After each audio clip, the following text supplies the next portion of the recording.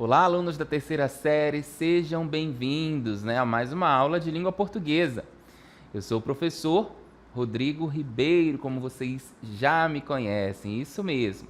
E hoje, nossa aula de número 11, teremos a nossa revisão e avaliação, certo? Então vamos à nossa aula de revisão.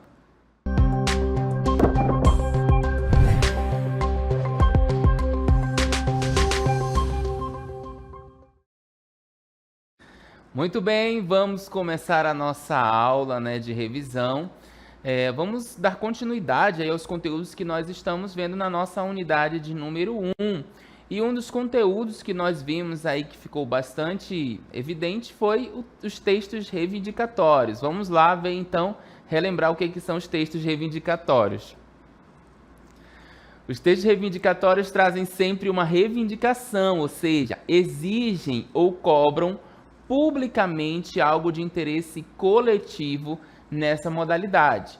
E aí nós temos alguns exemplos sobre esses tipos de textos, Acompanhem comigo.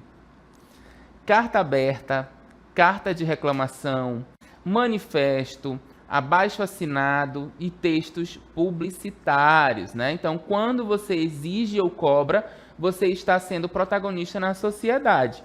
Quando a gente fala dos textos reivindicatórios que vão exigir algo, E aí todos esses exemplos, eles fazem parte desse tipo de texto, uma carta aberta, uma carta de reclamação, um abaixo-assinado que vai reivindicar algo.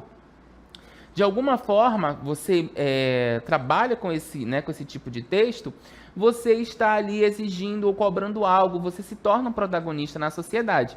Mas aí nós vamos relembrar, nós enquanto alunos, vocês enquanto alunos nas escolas por onde vocês estão, podem ser esse protagonista também dentro da sociedade, dentro da sua escola, E muitas vezes utiliza aí algum desses textos para solicitar alguma coisa, para exigir algo, certo? E aí nós temos um órgão, muito importante dentro das nossas escolas, que faz parte aí da vida escolar, dos nossos alunos, principalmente do ensino médio, que é o Grêmio Estudantil. E aí eu pergunto a vocês, vocês conhecem o Grêmio, sabem o que é um Grêmio Estudantil? Então, o Grêmio Estudantil é um órgão de apoio institucional sem fins lucrativos de representação dos estudantes perante a gestão escolar, de acordo com o artigo 136 do Regimento Geral das Escolas da Rede Estadual de Ensino do Amazonas, aprovado sob a resolução número 180 de 2022. Então, vejam que é um órgão, dentro da escola, que ele representa os estudantes perante a gestão escolar, certo? Tem uma solicitação de algo que está ali, de repente, incomodando a turma, procura-se o Grêmio faz aí uma documentação, procura a gestão escolar e representa esses alunos perante a gestão, tá bom? Continuando, deve ser utilizado como uma ferramenta pedagógica de gestão participativa, podendo contribuir para a melhoria da qualidade do ensino, para a redução do abandono escolar por meio de ações democráticas que visem ao exercício da cidadania, constituindo-se em importante órgão de apoio à gestão escolar, certo? Então, esse órgão ele é aliado, Vai ser um aliado à gestão escolar aí na composição da escola. E qual é o objetivo do Grêmio? Promover o envolvimento do estudante no ambiente escolar por meio do protagonismo estudantil, oportunizando o esclarecimento dos seus direitos e deveres, desenvolvendo e promovendo ações para o fortalecimento do processo educativo nas escolas. Continuando, representando os estudantes nas decisões da instituição de ensino e contribuindo de forma participativa na democratização em conjunto com a gestão escolar. Então, o Grêmio ele é algo super importante, para que vocês tenham aí, dentro da escola, essa representatividade, essa voz, para trabalhar junto com a gestão e fazer uma escola melhor, certo? E aí eu digo a vocês, por que, professor, nós estamos falando então de Grêmio, Qual é então aí a função? O Grêmio ele vai, né, fazer essas solicitações, vai se redigir um documento e aí nós precisamos ter um texto bem argumentado, né? Então, por isso, eu trouxe para vocês agora que nós vamos falar aí, relembrar os argumentos, né, os tipos de argumentos. E o primeiro deles é o argumento de autoridade, tá? Esse tipo de argumento consiste em citar uma autoridade num determinado assunto para justificar uma opinião. Essa autoridade pode ser uma instituição de pesquisa renomada, um pesquisador conhecido em sua área ou um grande cientista, um filósofo, etc. O nome já está dizendo, autoridade. É autoridade no assunto, né? Quem é autoridade no assunto? Eu vou trazer essa autoridade no assunto como um argumento. Vamos dar uma olhadinha no exemplo?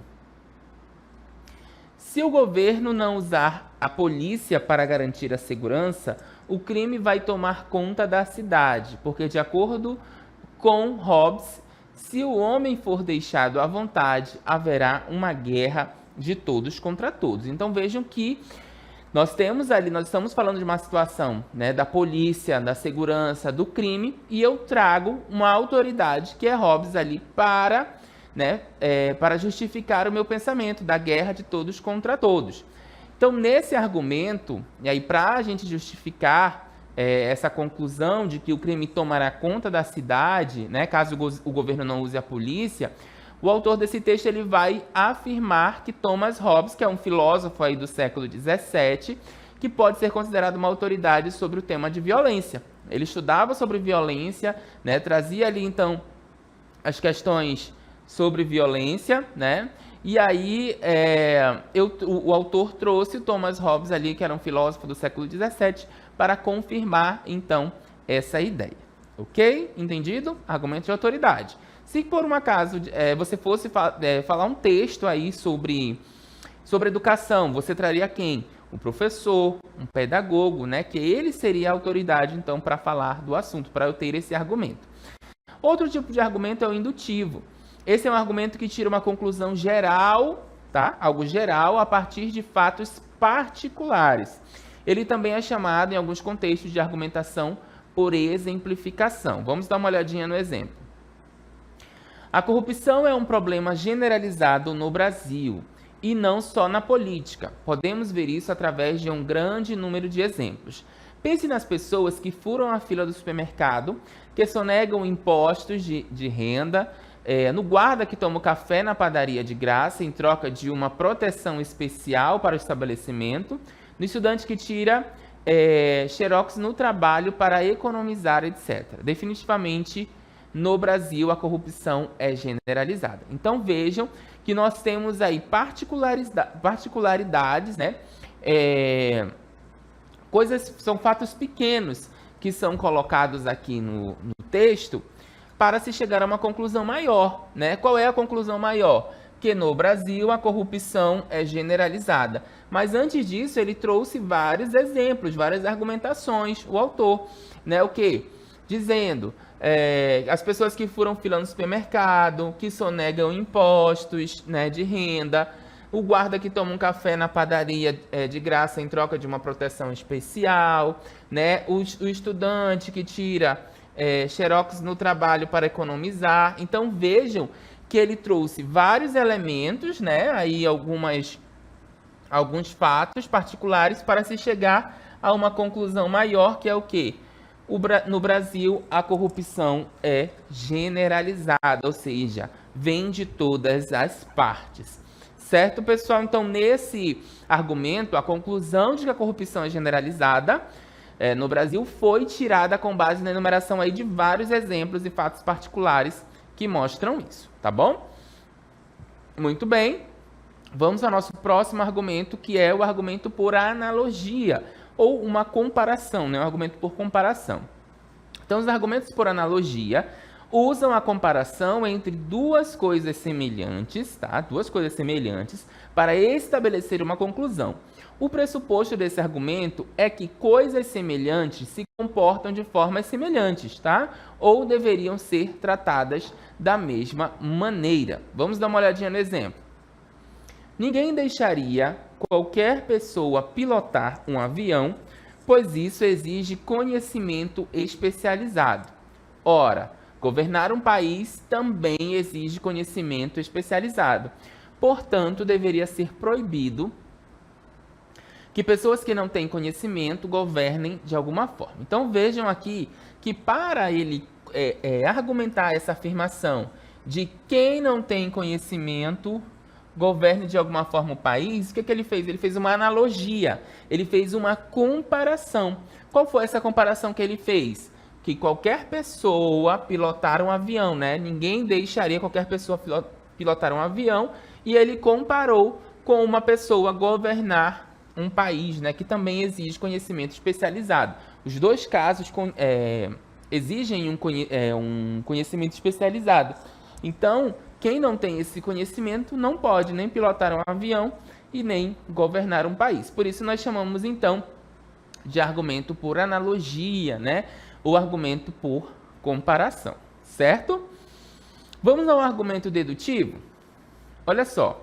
O argumento dedutivo é o favorito dos filósofos, porque leva a um tipo de conclusão inquestionável, ou seja, não tem como questionar, tá? Se a argumentação fosse uma luta, o argumento dedutivo seria considerado o golpe fatal. Um argumento dedutivo é aquele que, se as premissas forem verdadeiras, a conclusão também será necessariamente verdadeira.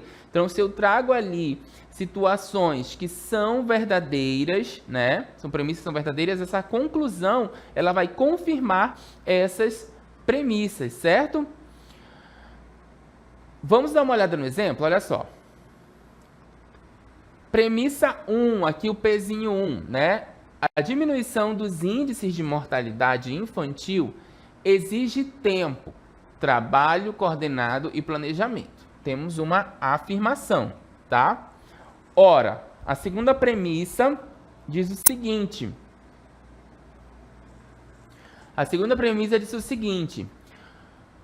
Ora, o índice de mortalidade infantil de Caetano do Sul, em São Paulo, foi o que mais caiu no país.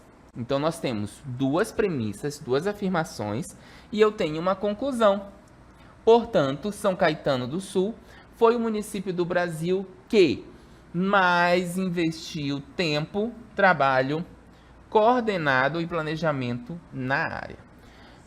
O que eu disse para vocês? Eu tenho duas afirmações, né, que se completam ali no nosso argumento, nesse tipo de argumento. A conclusão, ela vai apenas o quê? Confirmar. Então tá, a premissa 1 diz o seguinte, que nós tivemos a diminuição dos índices de mortalidade infantil, né, que nós tivemos, e isso exigiu tempo, trabalho, coordenado e planejamento, ok? E a 2, que o índice de mortalidade infantil de São Caetano do Sul, em São Paulo, foi o que mais caiu no país. Por quê? Porque em São Caetano do Sul, né, foi o que mais que investiu tempo, trabalho coordenado e planejamento na área, né? Olha só, o tempo, trabalho coordenado e planejamento, né? Ele apenas confirmou, então, essa informação como conclusão. Tá bom, pessoal? Então, se nós observarmos, né, o raciocínio desse exemplo, ele vai ser um argumento dedutivo válido, porque a conclusão que nós vimos é verdadeira, porque as premissas 1 e 2 são verdadeiras.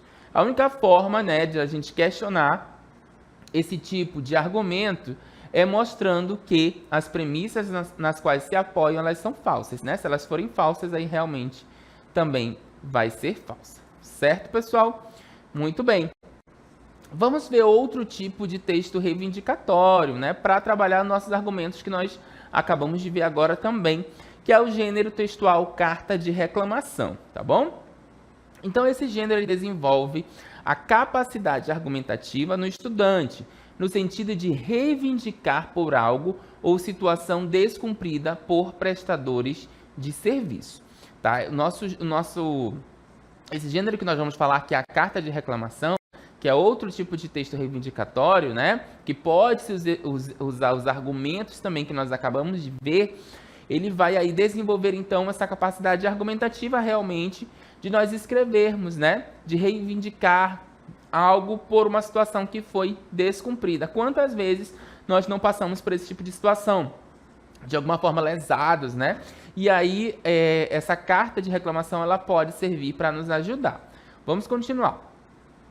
Promove o exercício da cidadania por meio da tomada de consciência quando uma pessoa se sente lesada em seus direitos nas relações comerciais ou na vida pública, tá? Então, você adquiriu um produto, né? De repente, esse produto ele veio com defeito.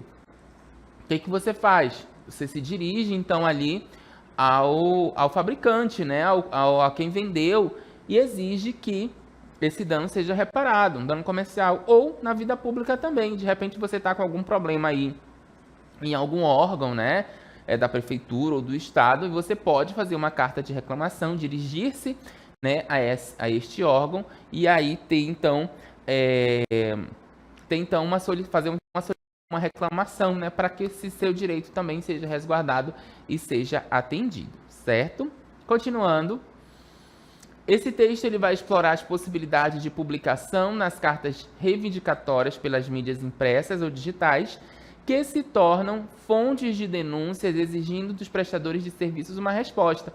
Então eu posso ser, né, pode acontecer aí a publicação dessa carta tanto nas mídias impressas, né, ou nas mídias digitais, e ela, da mesma forma ela vai se tornar uma fonte de denúncia, né, de prestar seu serviço adequado, tendo aí então solicitando a resposta então desses prestadores de serviço, certo, pessoal? Muito bem.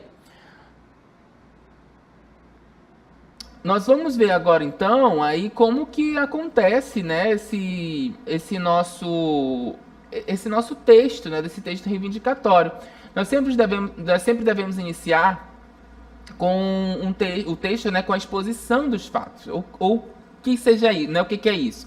Explicar o que te levou a escrever a carta, tá bom? Então, o que me levou? Foi algum objeto que eu comprei, né? Algum eletroeletrônico que eu comprei e veio errado, é algo que eu estou sendo lesado na minha vida pública, né? Sempre direcionar para isso, expor bem os fatos, explicar o que te levou a escrever a carta, tá bom? E utilizar a linguagem concisa dentro do padrão da língua, né? Da língua portuguesa. Então é o que? Escrever corretamente, né? Usando a ortografia, usando a gramática de forma correta, porque isso passa uma credibilidade no seu texto também, tá bom? Continuando, apresentar aí em seguida argumentos que vão reforçar essa sua insatisfação. Vamos treinar os nossos argumentos lá de autoridade, dedutivo, faça uma comparação, traga aí exemplos, né, para se trabalhar também essa sua solicitação, né, para ter esse argumento, tá bom? E aí você deixa claro, né, ao destinatário, ali a quem vai receber essa carta, o seu descontentamento e reforce sempre que possível, né, que você sabe dos seus direitos. Isso aí é super importante para que esse destinatário, essa pessoa ali que de repente lesou você, ou, né, pode ter sido sem querer também, que você sabe dos seus direitos e que você vai exigir, certo, pessoal? Então, nossa aula de revisão contou aí com os tipos de argumentos, falamos, né, dos textos reivindicatórios e trouxemos a carta de reclamação também como exemplo aí para vocês, né, a forma de trabalhar a nossa carta de reclamação, ok? Eu vou ficando por aqui, nossa revisão vai ficando por aqui e a gente volta numa próxima oportunidade. Até lá!